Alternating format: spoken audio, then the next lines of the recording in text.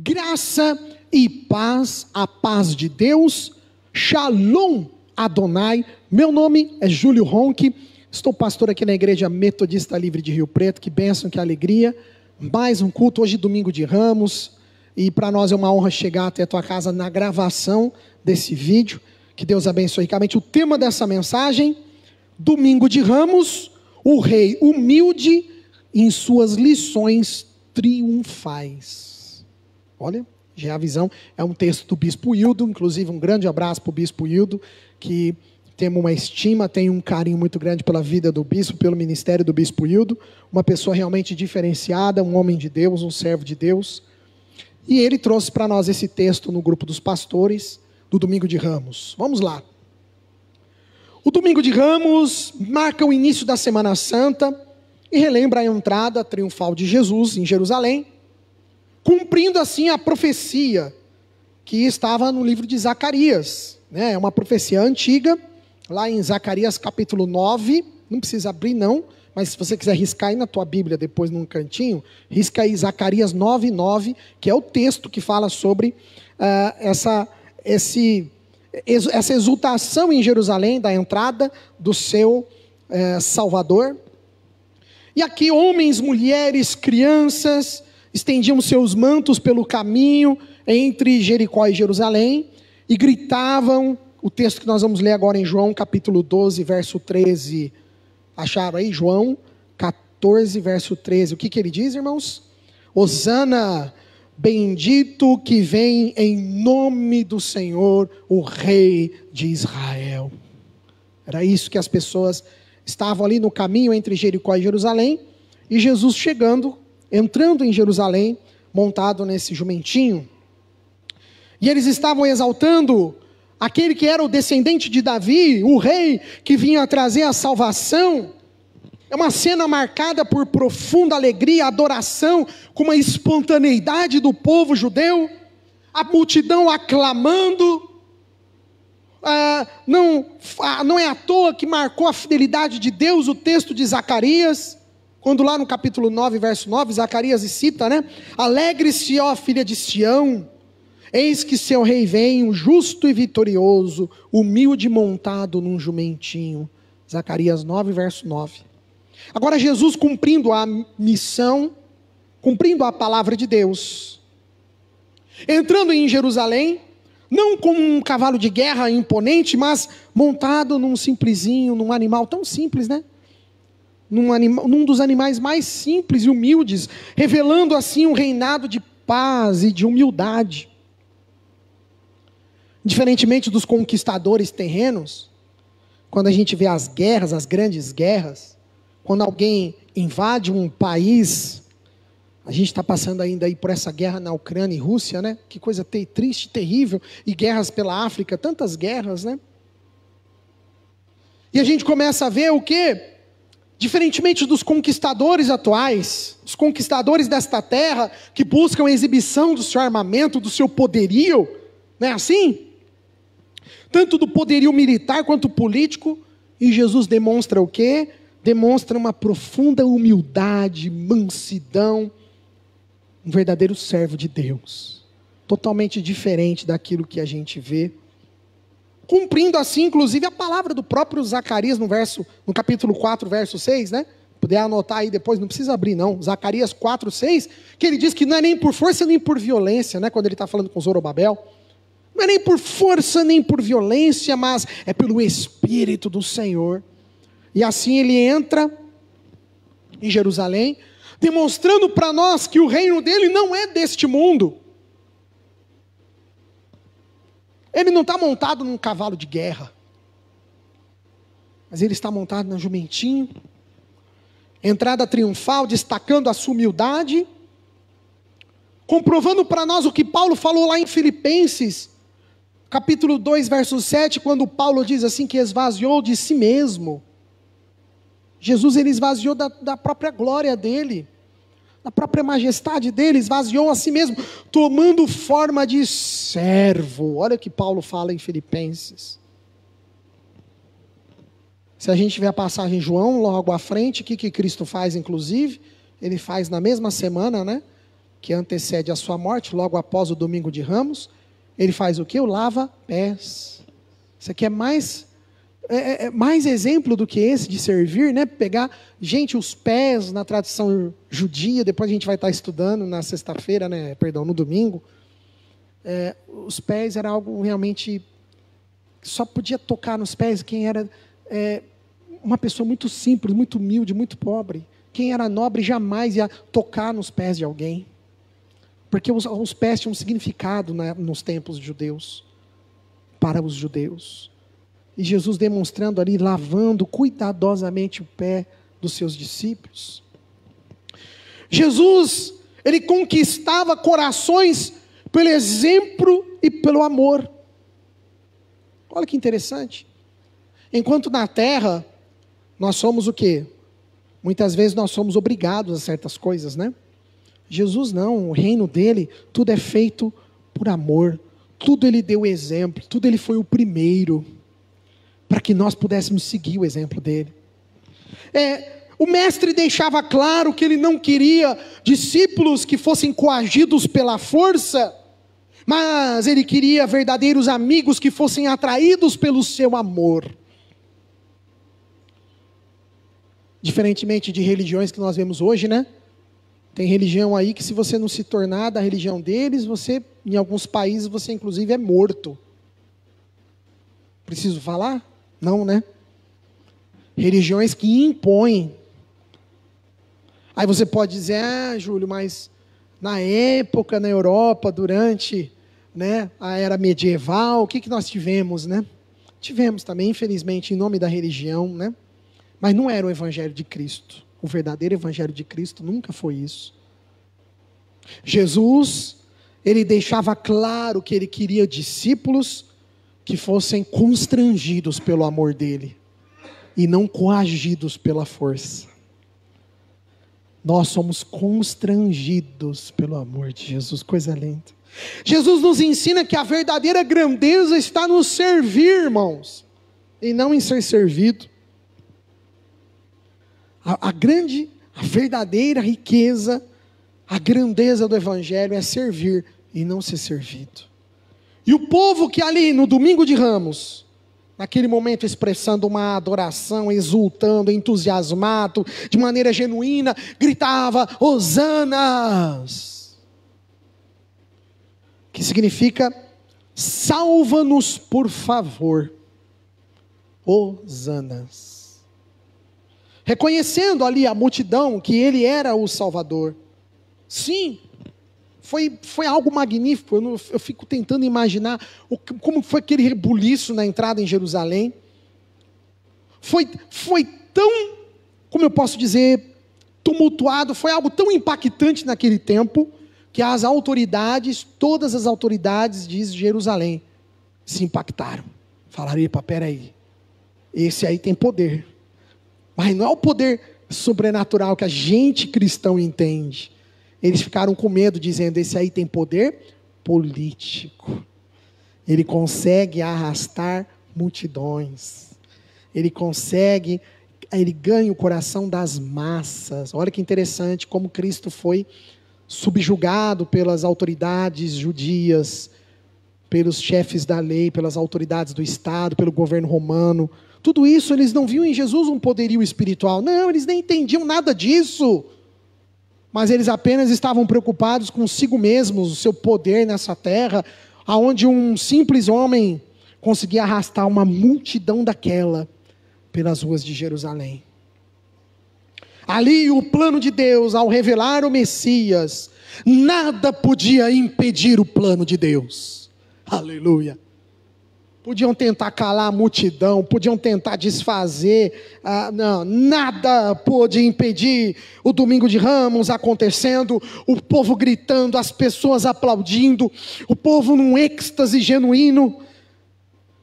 Mas é interessante que, naquele mesmo domingo, aonde o povo gritava, salva-nos,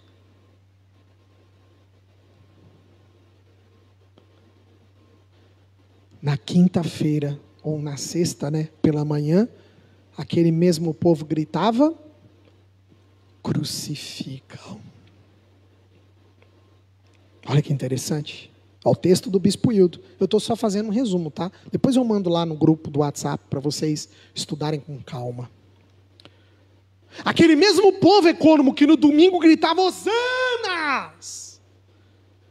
Aquele mesmo povo que no domingo gritava salva-nos. Na sexta-feira era o mesmo povo que gritava crucificam. O povo, olha que interessante, né? O texto do Bispo Hildo batendo com tudo que eu tenho pregado nesses últimos meses, né? Quando eu li, eu fiquei tão feliz de ver que a gente espiritualmente é um corpo, irmãos. Olha o que o Bispo Hildo escreveu aqui, ó. Muitos naquela multidão esperavam que Jesus fosse um libertador político, que livraria Israel do jugo romano imediatamente. Lembra sempre que eu tenho batido nessa tecla de um ano para cá? Que o povo tinha uma visão política de Jesus, um Jesus libertário, um Messias que que entraria com cavalos de guerra, que iria impor militarmente um domínio sobre Israel. Eles acreditavam nisso, que esse Messias iria libertar Israel militarmente, porque na visão dos judeus era assim. As profecias para eles eram assim. A aclamação de alguns rapidamente se converteu em frustração. Na hora que o povo começou a entender quem que era aquele Jesus, que todos os dias ia no templo, pregava em Jerusalém, de madrugada pregava, ia para o templo, pregava, o povo começou a entender que aquele Jesus ali, a visão dele não era a mesma que o povo estava tendo. Essa mudança drástica do domingo para sexta-feira nos adverte sobre a inconstância do coração humano. Olha que interessante. E nós não somos assim? Às vezes a gente está naquela agitação, a gente está naquela loucura, vamos assim, vamos. Aí dali 3, 4 dias parece que já acalmou, a gente já não quer mais nem saber de nada. Jesus experimentou tanto a exaltação popular quanto o abandono e a hostilidade. Porque na sexta-feira, ele foi visto como um malfeitor. Enquanto no domingo ele era o rei dos reis, o rei dos judeus, na sexta-feira ele era visto como malfeitor. Desse modo, o contraste que nós vemos entre o domingo de ramos, verdejantes, né? Até o Isaac lembrou muito, hoje o Isaac, das folhas, doutor, do domingo do ano passado. Ele lembrou dos ramos, né? O Isaac, pai, vai ter de novo aquelas plantas que a gente pôs na igreja, né? Eu falei, filho, eu não sei. Mas ele já passou, pai, de novo. Eu falei, já passou um ano, Isaac, olha como é rápido. Ao mesmo tempo, irmãos, que contraste daquele verde, daqueles verdejantes, aquelas plantas, aquela emoção, um contraste com a cruz ensanguentada na sexta-feira. Olha que forte isso, né? Ressalta que Cristo é o nosso Rei, soberano, mas também sofredor, servo. Apesar dos brados de alegria ao redor dele, olha que interessante, quando Jesus para bem na entrada de Jerusalém, ele vê toda a cidade. O que a Bíblia registra para nós? Quem quiser conferir, está lá em Lucas 19, 41. Foi uma das poucas vezes que Jesus chorou. Não precisa ler não, mas a Bíblia registra aqui em Lucas 19, 41 e 42, que ele parou na entrada da cidade. O que Jesus fez? Chorou. A multidão gritando, até ainda no domingo de ramos ainda. A multidão gritando, os ramos de palmeiras no chão, os mantos sobre o caminho, aquilo tudo enfeitado, adornado, o povo gritando, aquela euforia, aquela alegria. Quando Jesus para, o jumentinho, ele começa a chorar. E a Bíblia registra que Jesus diz ali, as lágrimas nos seus olhos, porque ali ele pôde entender, o coração do Senhor doía pela verdadeira cegueira espiritual que o povo se encontrava. Embora ele estava rodeado de brados de alegria, de exultação, por dentro Jesus sabia como estava Jerusalém de verdade. O povo cego espiritualmente. Sabe o que Jesus queria? O mesmo que Deus quer conosco, irmãos. Que Israel, que Jerusalém voltasse ao Senhor. Esse era o intento. Isso era o que o Senhor queria, que o povo de Deus voltasse os seus olhos para Deus e buscasse ao Senhor, de verdade. Mas Jesus, ele diz lá, como está em Ezequiel, né? Você viu que interessante, tem um contraste grande, né, com Ezequiel e a entrada triunfal, né? Aqui Ezequiel capítulo 12, verso 2. Aquele povo tinha olhos para ver, mas não via. Ouvidos para ouvir, mas não ouviam, não entendiam. Por isso que Jesus chorou. Ali o Salvador amoroso viu como estava Jerusalém entregue ao pecado, entregue à mão dos homens. E é tão bonito que o médico Lucas, ele fala lá no capítulo 13, não precisa abrir não, Lucas 13, 34, ele mostra qual que era a reação, o que Jesus realmente queria. Quando Jesus disse assim, olha, quantas vezes eu quis reuni-los, né? Quantas vezes debaixo das asas, como a galinha faz com os pintinhos, ele não fala isso?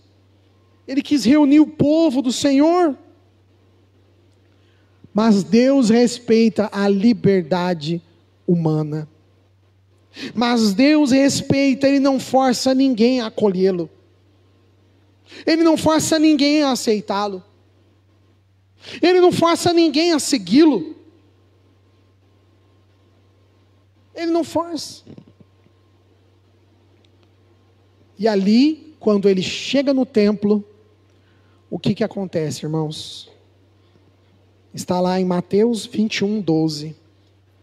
Quando ele chega no templo, naquele pátio externo, havia ali o quê? Os cambistas. Irmãos, é a única passagem registrada na Bíblia que a gente vê Jesus quebrando pau. É a única passagem na Bíblia que está registrado, pelo menos na Bíblia, que Jesus, ele sabe, ele saiu, ele deixou, ou melhor, ele não se controlou, né? Começou, diz a palavra que ele começou a derrubar tudo, a jogar tudo para o chão. Ao deparar-se com os comerciantes e cambistas explorando a fé do povo, o que Jesus fez? Purificou o templo. Começou a arrancar tudo, quebrar tudo, jogar tudo para o chão. Está lá em Mateus 21. Quando ele diz no verso 13: a minha casa será chamada de casa de oração, mas vocês estão fazendo dela um covil de ladrões. Olha como é forte, né?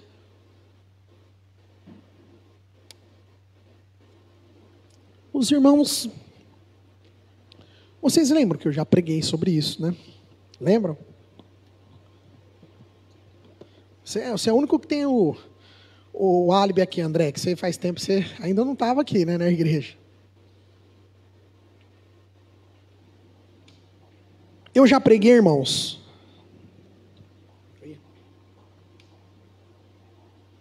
Ô Jeová. Do porquê que esses cambistas estavam lá. Qual era o real problema? Lembra disso? Não. Quem consegue lembrar um pouco aí? Eles escravizavam o povo por quê? Os judeus, na tradição judia, nos costumes judaicos, eles tinham as festas e eles tinham, que inclusive aqui era a próxima Páscoa, né? Era a semana do Pessach. Era a semana da comemoração da festa das barracas. Então o povo se reunia em volta do templo em Jerusalém para comemorar a festa da Páscoa. E lá, na lei de Moisés, quando você analisa o livro de Números, né, Levíticos, Números, inclusive Deuteronômio, que é a repetição da lei, nesses livros Moisés é claro que quando eles se reunissem lá para festejar, o que eles tinham que fazer? Exato, sacrifícios, bem lembrado, doutor. Eles tinham que sacrificar. E tinha todo tipo de sacrifício, aí era conforme a tua família, as posses da sua família. Desde azeite, um punhado de efa de farinha, Desde uma codorniz, de um passarinho, desde uma ovelha, de uma cabra, de um animal grande, de um boi. Tinha vários tipos de sacrifícios. Só que tinha um problema. Boa parte desses judeus, eles viviam em Jerusalém? Não. Essas pessoas vinham de longe, da Galileia. Elas vinham de regiões muito distantes. Então, para a viagem que durava às vezes muitos dias, semanas, como que elas iam trazer o sacrifício delas? Não tinha como. Aí sabe qual que era o problema dos cambistas? Chegava lá, aquele animalzinho que na verdade, vamos falar nos dias de hoje, é lógico que não é isso, mas que valesse lá, 100 cruzeiro. Os cambistas vendiam a 400.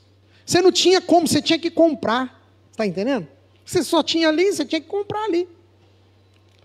Então, quando Jesus vê esse comércio no pátio externo do templo, Jesus se revolta. Inclusive é a única passagem que eu conheço, bíblica, onde Jesus se revoltou com algo, mas de quebrar mesmo, de levantar a mesa, de começar a chutar tudo, e começar a fazer um fuzuê ali.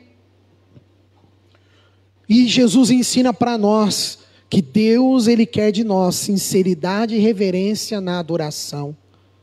Aquilo ali, meus irmãos, era usurpar do povo judeu, ao vender aquelas ofertas na porta do templo. Né?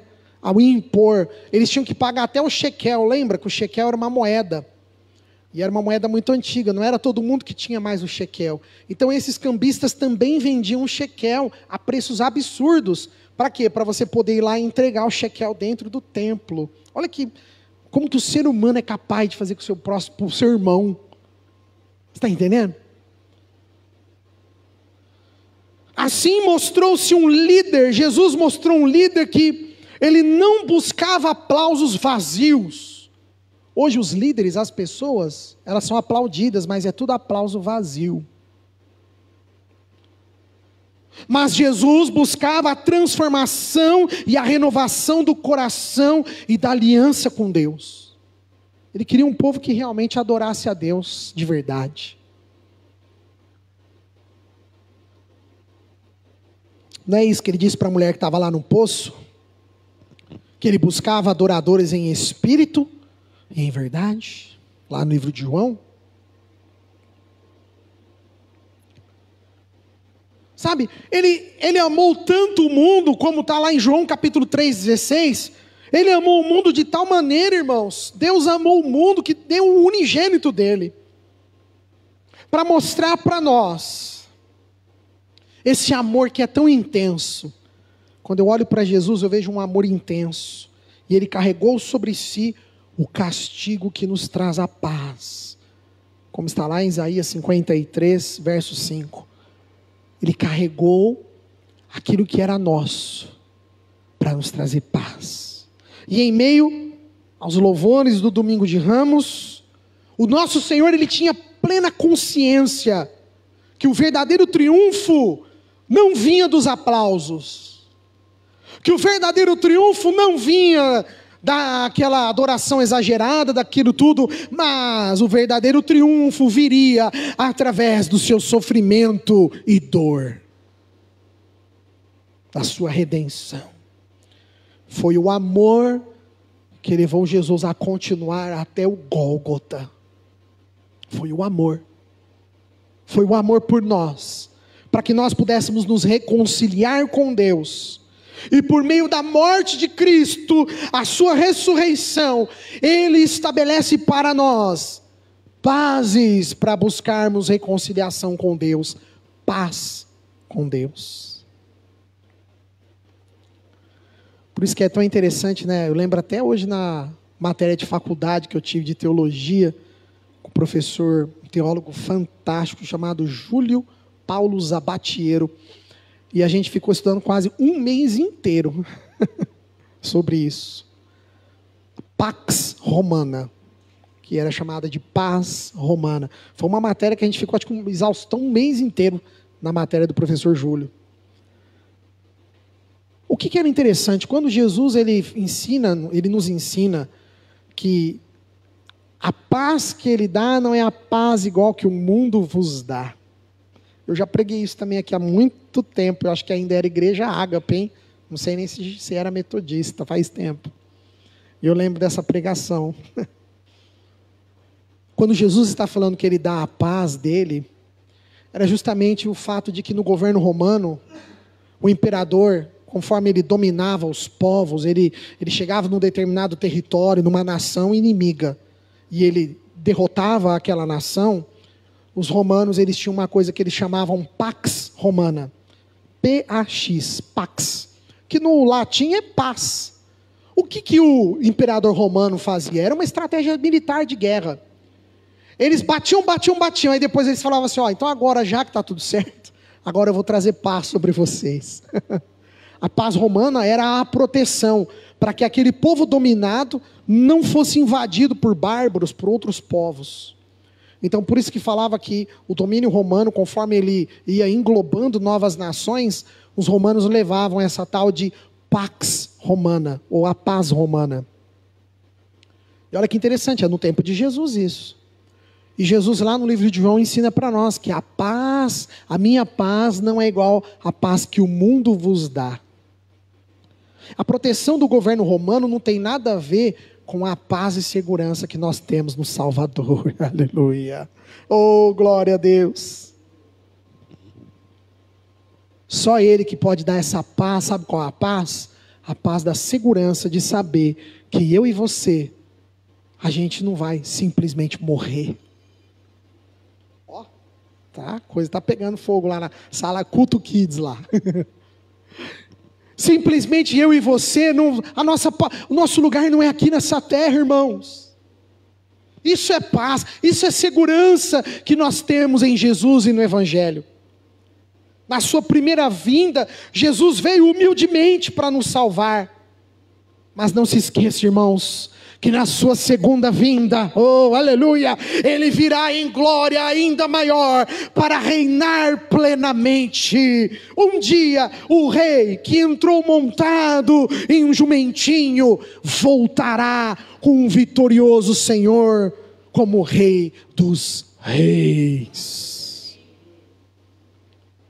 O que o livro de Apocalipse ensina-nos? Não precisa abrir não, mas está lá em Apocalipse 7. Olha que bonito. Apocalipse 7, do verso 9 ao 10. Uma multidão incontável de todas as nações estará diante do trono do Cordeiro, com vestes brancas e palmas nas mãos, clamando em alta voz que a salvação pertence ao nosso Deus e ao Cordeiro. Sabe o que significa, irmãos? Aqui em Apocalipse 7, que nós vamos celebrar o Domingo de Ramos lá na glória, com vestes brancas, irmão. Nós vamos estar com as palmeiras nas mãos, e nós estaremos declarando, aleluia, o poderio desse Jesus maravilhoso. Sabe o que eu vejo em tudo isso, igreja? Que a cada domingo de ramo, bem que o Isaac falou, mas pai, já de novo é aquele que a gente pôs as plantinhas na igreja? Eu falei, já Isaac, faz um ano, foi um ano atrás. Que em cada domingo de ramos que nós celebramos, nos lembra que a cada instante, esse desfecho de Apocalipse 7 está se aproximando das nossas vidas, aleluia. A cada domingo de ramos, Ele está nos lembrando que Apocalipse 7 estará chegando para mim e para você, igreja. Nós com vestes brancas, aleluia, com palmeiras verdes nas mãos. Eu fico imaginando, irmãos, a multidão incontável. Olha o que ele fala para a gente lá. Uma multidão incontável, e estaremos ali dizendo, oh Senhor, pertence a salvação ao Cordeiro de Deus, aleluia. Estou encerrando, e olha que interessante, estou resumindo bastante o texto do bispo, mas ele deixou uma reflexão aqui poderosa nos finalmente, e eu achei muito legal, presta atenção. Cada pessoa e em cada geração precisa decidir o que ela vai fazer com Jesus. Eu vou repetir, isso aí que me chamou muito a atenção. Acho que a gente pode pegar um domingo só para falar disso. Eu vou repetir. Cada pessoa e em cada geração precisa decidir o que ela vai fazer com Jesus. Jesus continua vindo ao nosso encontro, humilde, montado, mas não mais num jumentinho, literalmente falando. Mas Jesus continua vindo hoje, presente nessa palavra maravilhosa e através do seu Espírito Santo. Aleluia. Ele continua vindo de maneira maravilhosa, presente em nós.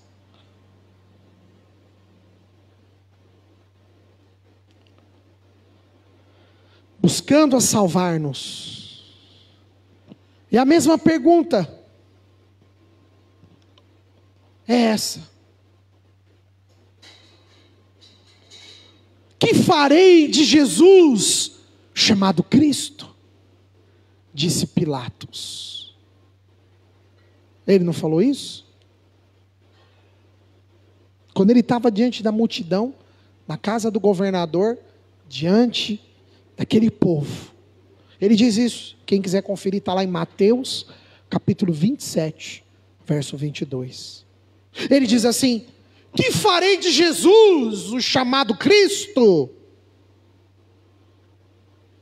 E hoje, ele está fazendo essa pergunta para mim e para você. O que nós faremos desse Jesus? Olha que legal, o bispo traz uma reflexão forte. Nós não podemos ficar neutros, irmãos, diante do rei humilde que deu a sua vida por nós. É de duas uma, igreja. Ou você recebe com fé, coroando esse Deus maravilhoso, o Senhor, ou rejeita. O rejeita, pode.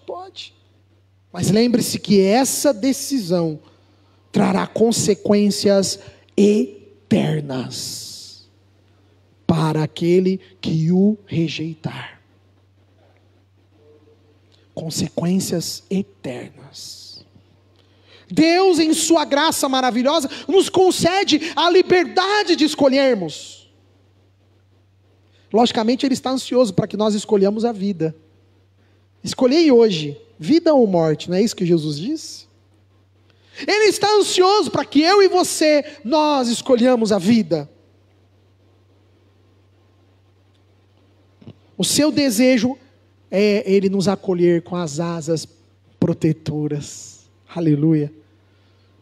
Como Jesus disse, né? A galinha que ajunta ali os pintinhos debaixo das suas asas. E uma reflexão maravilhosa que o bispo nos deixa.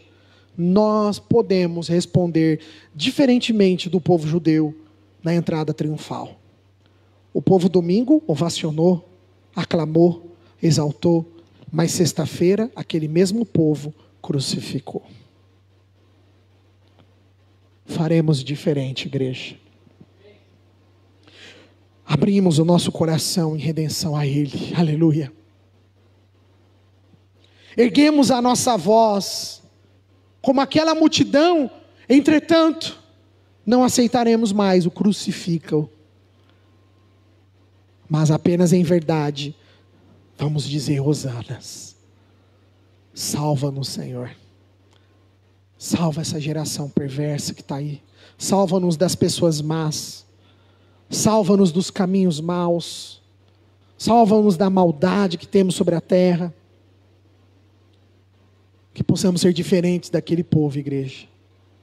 Que 2000 anos atrás foi como uma maré, né? As ondas do mar levou. E tudo aquilo que eles fizeram no domingo de tão maravilhoso, na sexta-feira foi desfeito. Então que nós, igreja, eu e você, passamos por essa reflexão maravilhosa. Isso que o bispo traz no nosso coração, uma mensagem. Que o rei humilde, no domingo de Ramos, nos deixa lições triunfais. Possamos aprender que a nossa esperança, que é Cristo, está vivo, aleluia, e voltará, aleluia. Obrigado você que assistiu até agora. Deus abençoe ricamente a tua vida.